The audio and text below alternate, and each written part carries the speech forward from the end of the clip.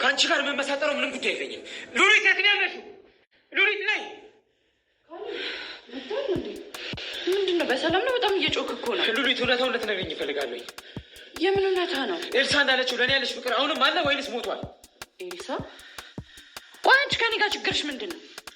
አትጭይባት። እሷ ነች እውነታውን እንዳውቅ እየረዳችኝ ያለችው። አንቺማ ከነ መፋታዬም ረስተሽኛል። ፍቅራችን እንዲህ በቀላሉ ይቋጫል ብዬ አላስብም ነበር። ስለምን መቋጨት ነው የምታወራው?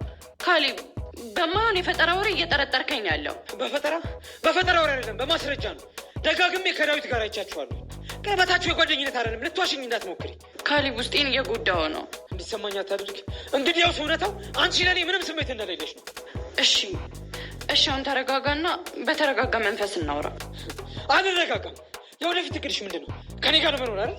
በዚህ ጉዳይ ላይ አውርተን የጨረስን መሰለኝ። አልጨረስንም። እንደዛማ ቢሆን አዲስ ስለምትከፍቺው ድርጅት ለኔ እንጂ ለዳዊት አታማክሪውም ነበር። ምን? የምን ድርጅት ነው? አታስመስይ በእናትሽ። ኤልሳ አንድ ነገር ሳይቀር እቅድሽን እንዳለ ነግራኛለች።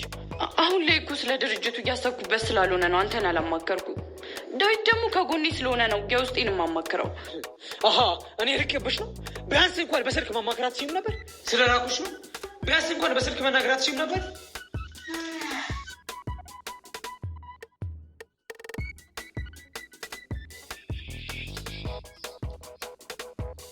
ልዕልቴ፣ እንዴ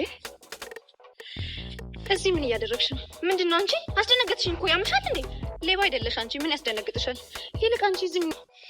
በእናትሽ እኔ የምቀልድበት ሳለ አይደለሁም። እሺ ቤተሰብ ነን። ከዚህ በኋላ ሁለተኛ እንደዚህ እንዳትኛ አላልኩሽም? ኤልሳ፣ በእናትሽ እኔ የምቀልድበት ሳለ አይደለሁም። እሺ ማን ነው እንደዚህ እያንጋጠጥሽ የምታዩ?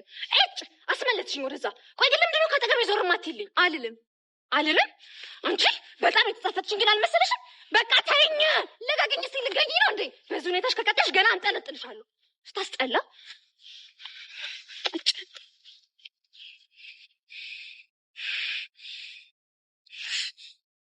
ልዕልቴ ጥርጣሬዋን ከካሌብ ወደ ዳዊት አዞራለች።